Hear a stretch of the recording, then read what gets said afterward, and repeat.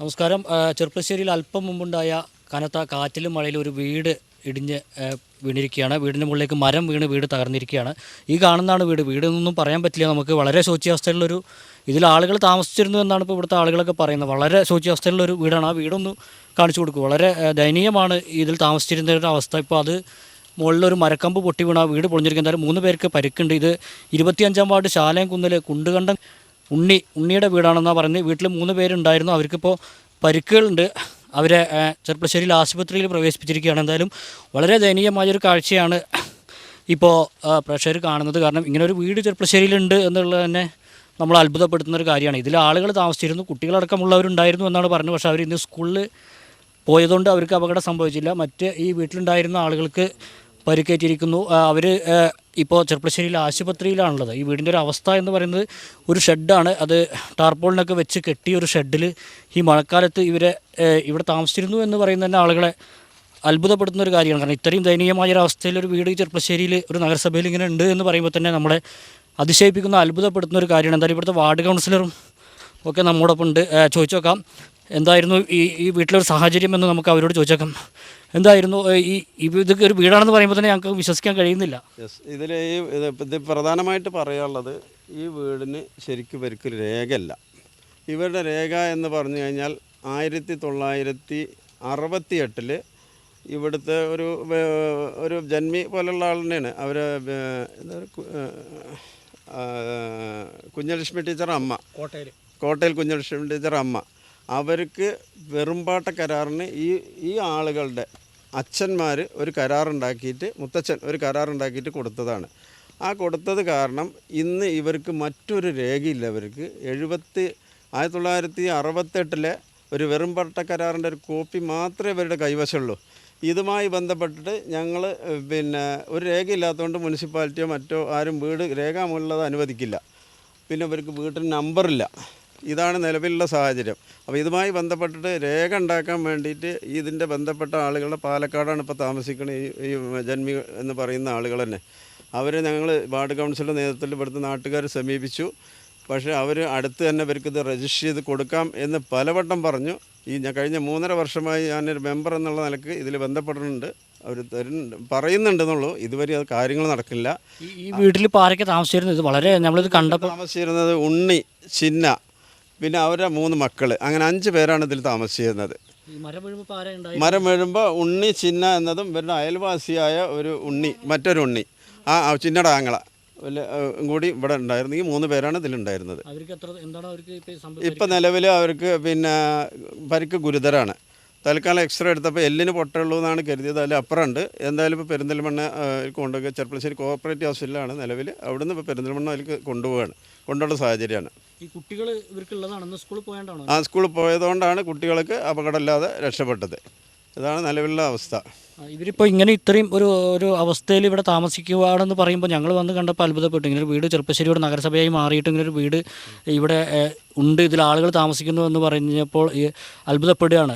എത്രത്തോളം ഇവരെ മാറ്റി താമസിക്കാനോ മറ്റോ മുന്നേ ഇവർ അപകട ഭീഷണി ശ്രദ്ധയിൽപ്പെട്ടിരുന്നോ? ഇല്ല. കാരണം അതിനൊരു കാരണം ഇന്നത്തെ മഴകളും അതുപോലെ തന്നെ അതുപോലോടൊപ്പമുള്ള കാറ്റും ഒരു ചുഴലിക്കാറ്റ് പോലെയാണ്. അതുകൊണ്ട് തന്നെ നമുക്ക് ഏത് നിമിഷം അപകടം ഉണ്ടെന്നുള്ളത് ശരി. പക്ഷേ എവിടെയാണ് സംഭവിക്കാമെന്നറിയില്ല, എത്രമാത്രം മാറ്റി താമസിക്കാൻ കഴിയുമെന്നറിയില്ല. അതുകൊണ്ട് അതിനെ മാറ്റി താമസിപ്പിക്കേണ്ട ഒരു ശ്രമം നടന്നിട്ടില്ല. അതാണ് അതിൽ പറയുന്നത്. ഇനിയിപ്പോൾ ഇവിടെ താമസിക്കാനും കഴിയില്ല. ഇനിയിപ്പോൾ ഇവരെ അടുത്തൊരു ഓപ്ഷൻ എന്താ? നിലവിൽ അടുത്തൊരു സ്ഥലം കണ്ടെത്താനുള്ള ശ്രമമാണ്. അടുത്തൊരു വീട് ശ്രമിച്ചുകൊണ്ടിരിക്കുന്നുണ്ട്. ഇവരെല്ലാം കൂടി അതിലേക്ക് മാറ്റാനുള്ള ശ്രമമുണ്ട്. അതുണ്ട്. ഇന്ന് തന്നെ മാറ്റാനുള്ള ശ്രമം നടത്തുന്നുണ്ട്. ഇവരൊരു അപകടാവസ്ഥയിലാണ് ഇപ്പോൾ താമസിച്ചിരുന്നത്. അപ്പോൾ ഇവർക്ക് വീട് കൊടുക്കാനുള്ളൊരു ഈ സ്ഥലത്തിൻ്റെ ഒരു പ്രോബ്ലമാണ് പറയുന്നത്. ഈ സ്ഥലത്തിൻ്റെ പ്രോബ്ലമാണ്. ഈ സ്ഥലത്തിന് രേഖ അല്ലാത്തതുകൊണ്ട് തന്നെ വീട് അനുവദിക്കാൻ അധികാര സ്ഥാപനങ്ങളോ അല്ലെങ്കിൽ മുനിസിപ്പാലിറ്റിയോ മറ്റോ തയ്യാറല്ല. അതാണ് നിയമപരമായിട്ട് അതിൻ്റെ കാര്യങ്ങൾ. ഇനി പ്രോസസ്സ് നടക്കാൻ ഈ നിലവിൽ ഈ പഴയ ആളുകളുടെ മക്കൾ ഇവർക്ക് രജിസ്റ്റർ ചെയ്ത് കൊടുത്താൽ, അതായത് കൊച്ചുലക്ഷ്മി ടീച്ചറുടെ അമ്മയുടെ പേരിലാണ് കരാറ്. അവരുടെ മക്കൾ തയ്യാറാണെങ്കിൽ മാത്രം ഈ രേഖ ഉണ്ടായാൽ വീട് ഉണ്ടാക്കൽ നടക്കും. അല്ലാത്തടത്തോളം വീട് സ്ഥലവും വീടും കൊടുക്കുന്ന ഒരു ഓപ്ഷൻ ഉണ്ടല്ലോ ലൈഫിലൊക്കെ. അത്തരം ഓപ്ഷൻ കഴിഞ്ഞ 3.5 വർഷമായിട്ട് കൃത്യമായിട്ട് നടന്നിട്ടില്ല. അതുകൊണ്ടാണ് ഇല്ലാതിരുന്നത്. അതാണ് നിലവിലുള്ള സാഹചര്യം. ദയനീയ സാഹചര്യമാണ് അത്. അപ്പോൾ എന്തായാലും നമ്മൾ പറഞ്ഞു, വാർഡ് മെമ്പർ പറഞ്ഞ പോലെ തന്നെ ഇവരുടെ സാഹചര്യം ദയനീയമാണ്. ഈ സ്ഥലം ഇവരുടെ പേരിലല്ലാത്ത പ്രശ്നമാണ് ഇവർക്ക് വീട് ലൈഫിലും മറ്റ് പദ്ധതികളിലൊന്നും ഉൾപ്പെടാതിരിക്കാനുള്ള ഒരു കാരണം എന്നാണ് പറയുന്നത്. എന്തായാലും വീടിൻ്റെ അവസ്ഥ ഒന്ന് കാണിച്ചു കൊടുക്കും. വളരെ ദയനീയം എന്ന് തന്നെ പറയാനുള്ളൂ. ഇവരെത്ര വർഷമായിട്ടുണ്ടോ ഇവിടെ താമസിക്കാൻ തുടങ്ങിയിട്ട്? 50 വർഷത്തിൽ കൂടുതൽ. 50 വർഷത്തിലോളായിട്ട് ഇവരെ തന്നെയാണ് താമസം. 50-100 വർഷം. ഇപ്പോൾ ഈ വീട് കാണുമ്പോൾ നമുക്കറിയാം, ഇത് മഴ പെയ്താൽ പോലും ഇതിപ്പോൾ മരം വീണില്ലെങ്കിൽ പോലും ഇവിടെ ചോരുന്നുണ്ടാവാം ഉണ്ടായിരിക്കണം. പിന്നെ ഷീറ്റ് മാത്രമാണ് ഇതിൻ്റെ ഇവരെ മേൽക്കൂര. അപ്പോൾ എന്തായാലും അധികാരികളുടെ ശ്രദ്ധ ഏറ്റവും അടിയന്തരമായി പതിയേണ്ട ഒരു വിഷയമാണ്. സാങ്കേതികത്വത്തിൻ്റെ പേര് പറഞ്ഞ് ഇത്തരം ഒരു കുടുംബത്തിന് വീട് ഇല്ലാതിരിക്കുമ്പോൾ വലിയൊരു അപകടത്തിൽ നിന്ന് സത്യം പറഞ്ഞാൽ അവർ ഭാഗ്യം കൊണ്ട് രക്ഷപ്പെട്ടിരിക്കുകയാണ് ഇപ്പോൾ. കാരണം ആ വീടിൻ്റെ ഒരു അവസ്ഥ കണ്ടാൽ നമുക്ക് ആർക്കും ദയനീയമായി തോന്നും. എന്തായാലും ബന്ധപ്പെട്ടവർ അല്ലെങ്കിൽ സാമൂഹ്യ പ്രവർത്തകർ, സന്നദ്ധ പ്രവർത്തകർക്കൊക്കെ ഇടപെടേണ്ട ഒരു വിഷയമാണ് എന്നും കൂടി ഈ അവസരത്തിൽ ശ്രദ്ധയിൽപ്പെടുത്തുകയാണ്.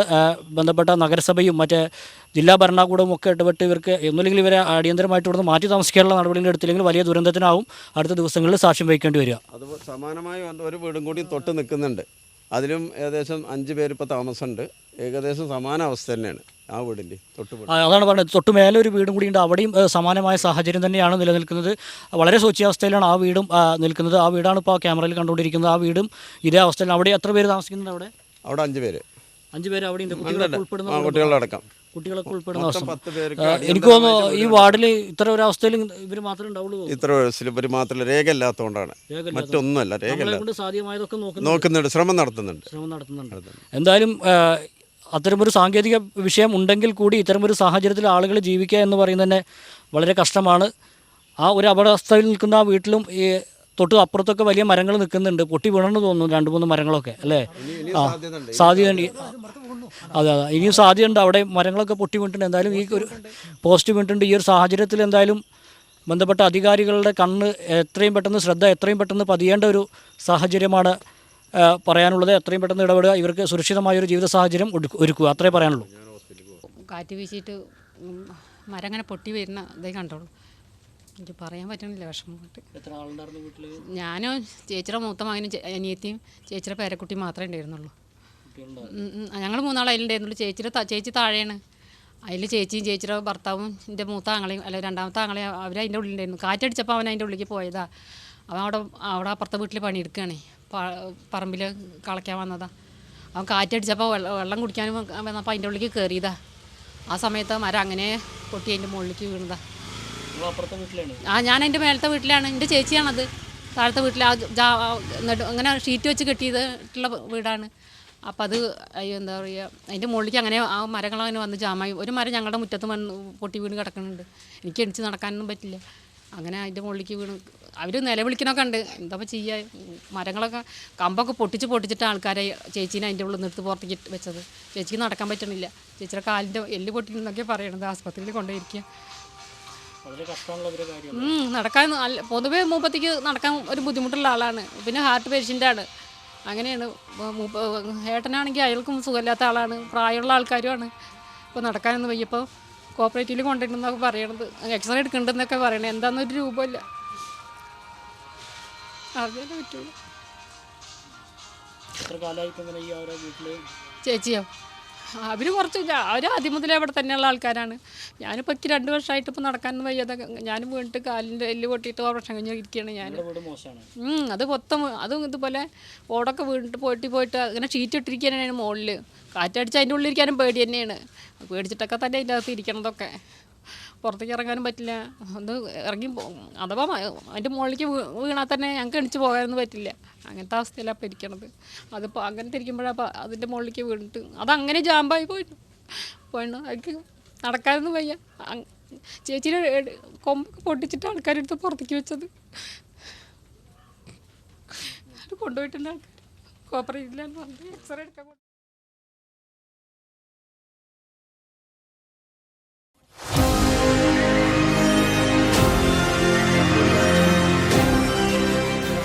കൂടുതൽ വാർത്തകളും വിശേഷങ്ങളും അറിയാൻ പേജ് ലൈക്ക് ചെയ്യൂ.